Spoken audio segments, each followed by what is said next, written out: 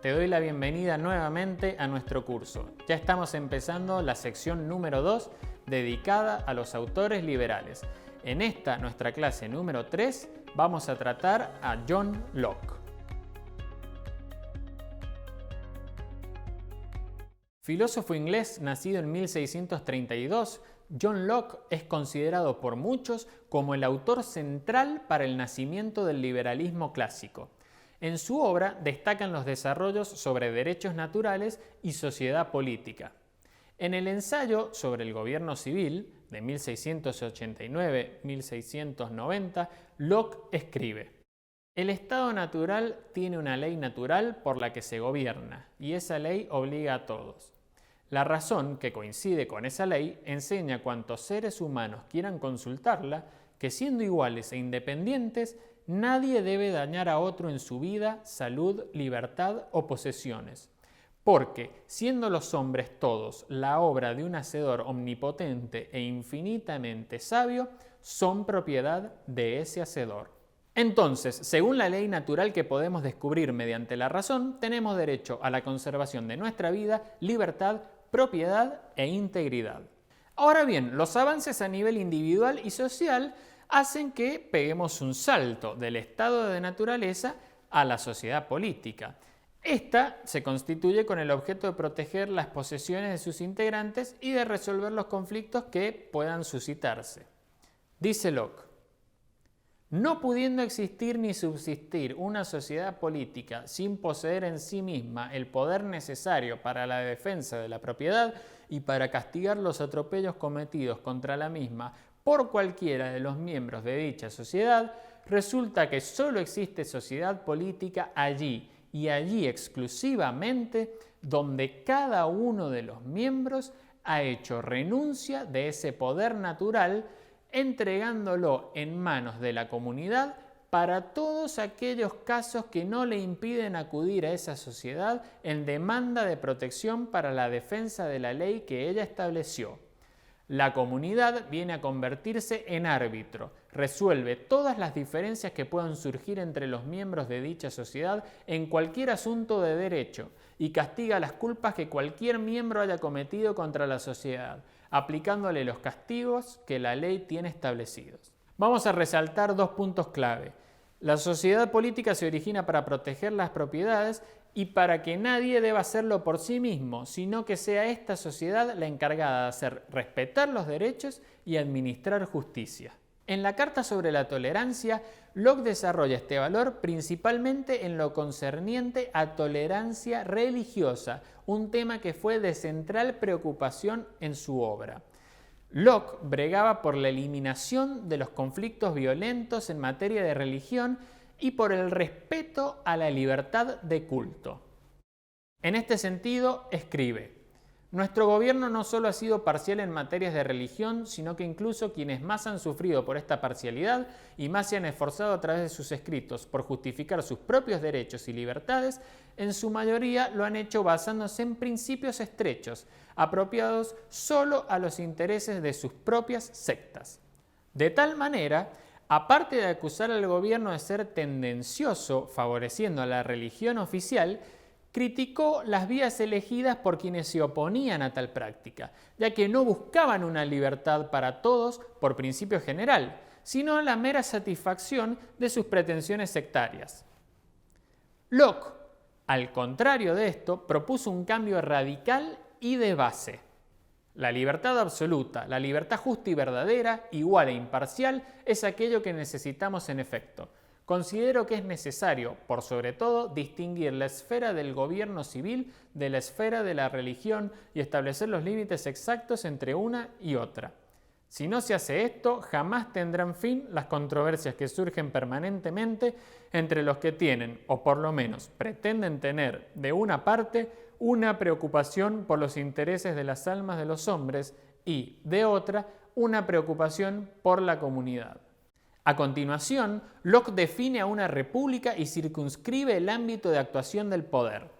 La república es una sociedad de hombres construida solo para procurar, preservar y hacer progresar sus propios intereses civiles. Llamo intereses civiles a la vida, la libertad, la salud, la quietud del cuerpo y la posesión de cosas externas, tales como el dinero, las tierras, las casas, los muebles y otras similares. Es deber de todo gobernante, mediante la ejecución imparcial de las mismas leyes, garantizar a todos en general y a cada uno de sus súbditos en particular la posesión justa de las cosas que pertenecen a esta vida. Si alguno pretende violar las leyes de la justicia pública y de la equidad que están establecidas para la preservación de estas cosas, su pretensión deberá ser frenada bajo la amenaza de castigos que consistan en la privación o disminución de aquellos intereses civiles o bienes de los cuales podría gozar en caso contrario. Pero al ver que ninguno querrá sufrir voluntariamente el castigo de ser privado o reducido en parte de sus bienes, y mucho menos en su libertad o existencia, será entonces el magistrado, con el poder y la fuerza de todos sus súbditos, quien castigará a quienes vulneren los derechos de otra persona. En lo sucesivo, el autor de Marras plantea por qué el gobierno debe limitarse a la resolución de las cuestiones civiles sin inmiscuirse en los asuntos internos de los hombres, categoría dentro de la cual se ubica la confesión religiosa. Me parece que las siguientes consideraciones demuestran plenamente que la jurisdicción del gobernante alcanza solo aquellos aspectos civiles y que todo poder, derecho o dominio civil está vinculado y limitado a la sola preocupación de promover estas cosas y que no puede ni debe ser extendido en modo alguno a la salvación de las almas. Primero, porque el cuidado de las almas no está asignado al gobernante, como tampoco lo está a otros hombres. No le ha sido atribuido por Dios a él, porque no hay evidencia de que Dios haya dado jamás tal autoridad a un hombre para obligar a nadie a abrazar su propia religión. Tampoco puede investírsele de tal poder por acuerdo del pueblo, puesto que ningún hombre puede abandonar tan ciegamente el cuidado de su propia salvación como para dejar a la elección de cualquier otro, ya sea príncipe o súbdito, el prescribir cuál fe o culto debe abrazar, porque ningún hombre puede ni podrá conformar su fe a los dictados de otro. En segundo lugar, el cuidado de las almas no puede pertenecer al magistrado civil, ya que su poder consiste solo en su fuerza externa, pero la religión verdadera y redentora consiste en la persuasión interior, sin la cual nada puede ser aceptable para Dios. Y la naturaleza del entendimiento es tal que no puede ser obligado a creer en algo por medio de la fuerza externa. La confiscación de la propiedad, la prisión, los tormentos, ni ninguna cosa de tal naturaleza pueden tener tanto poder como para que los hombres cambien el juicio interno que se han formado sobre las cosas. En tercer lugar, el cuidado de la salvación de las almas de los hombres no puede pertenecer al magistrado, porque aunque el rigor de las leyes y la fuerza de los castigos sean capaces de convencer y de cambiar la mente de los hombres, ello no ayudaría en nada a la salvación de sus almas. Porque, existiendo solo una verdad, un camino hacia el cielo, ¿qué esperanza tendríamos entonces de que muchos hombres fueran guiados a esta, al no tener otra regla que seguir que la religión de la corte, al encontrarse en la necesidad de abandonar la luz de su propia razón, de contradecir los dictados de su conciencia y de resignarse ciegamente a la voluntad de sus gobernantes y a la religión que la ignorancia, la ambición o la superstición hubieran establecido fortuitamente en sus países natales? En la variedad y contradicción de las opiniones acerca de la religión, en la que tantos príncipes de este mundo están tan divididos como en sus intereses seculares, la senda estrecha se angostaría aún más. Un solo país estaría en la razón, y el resto del mundo sometido a la obligación de seguir a sus príncipes en los caminos que llevan a la destrucción. Y, lo que realza el absurdo y se compadece mal con la noción de una divinidad, los hombres deberían su eterna felicidad o miseria al lugar de su nacimiento. Como podemos ver, Locke no es un pensador antirreligioso. Sí está a favor de que cada uno tenga su religión y ésta sea respetada, y también que la religión permanezca en sus dominios y los asuntos civiles o los asuntos de gobierno permanezcan cada uno en el suyo. Aquí no hay un misticismo como el que había en el premodernismo, que parecía querer imponerse sobre la razón o que parecía querer denigrar a la razón. Aquí hay un respeto por la religión sin que esto implique machacar, pisotear o excluir a la razón. Locke cierra con un alegato que corona las argumentaciones presentadas. Cada institución, Estado e Iglesia debía enfocarse en lo suyo sin estorbar el desarrollo de la otra. Así, innumerables conflictos se ahorrarían y cada una podría cumplir el propósito para el cual existía. Y en la consecución de sus tareas debía ponerse el máximo respeto por la libertad de conciencia de los hombres, quienes debían tener la opción de encaminar sus pensamientos y sentires religiosos como hombres libres, no como subyugados.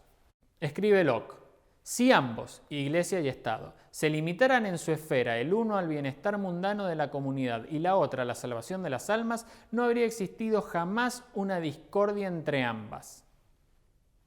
Quiera Dios Todopoderoso que algún día pueda predicarse el Evangelio de la paz, que los gobernantes conformen cada vez más sus conciencias a la ley de Dios y no se dediquen a subyugar las conciencias de los hombres a las leyes humanas, y que, como padres de sus naciones, dirijan todos sus esfuerzos a promover en todo lugar el bienestar público de todos sus súbditos, salvo el de aquellos que sean arrogantes, díscolos y causen perjuicio a sus hermanos, y que asimismo todos los eclesiásticos que se jacten de ser los sucesores de los apóstoles sigan pacífica y modestamente sus huellas, sin inmiscuirse en los asuntos civiles y puedan dedicarse enteramente a promover la salvación de las almas. Así, Locke puede ser tomado como un pensador que nos dio valorables elementos para el posterior desarrollo de la separación del Estado y la religión y el respeto por las creencias ajenas. Ludwig von Mises amplifica esta visión de la tolerancia liberal en el siglo XX en su obra Liberalismo, donde escribe: el liberalismo proclama la tolerancia para cualquier confesión religiosa o concepción del mundo, no por indiferencia hacia estas cosas superiores, sino porque está firmemente convencido de que sobre cualquier otra cosa debe primar la seguridad de la paz social, y porque pide tolerancia para todas las opiniones y para todas las iglesias y sectas religiosas, debe confinarlas dentro de sus propios límites cuando los sobrepasan con intolerancia. Con esto terminamos nuestra clase 3, en donde hemos repasado dos obras capitales del pensamiento liberal de la mano de John Locke: Ensayo sobre el gobierno civil y Carta sobre la tolerancia. Vemos cómo el liberalismo va avanzando en la limitación del poder, en el respeto por los derechos individuales y en este caso en el respeto por la libertad de culto y comenzar a separar dos esferas que no deben contraponerse. Por un lado la esfera religiosa y por otro lado la esfera de gobierno. Nos vamos a estar reencontrando en nuestra clase número 4 con nuestro siguiente autor liberal. Allí te veo.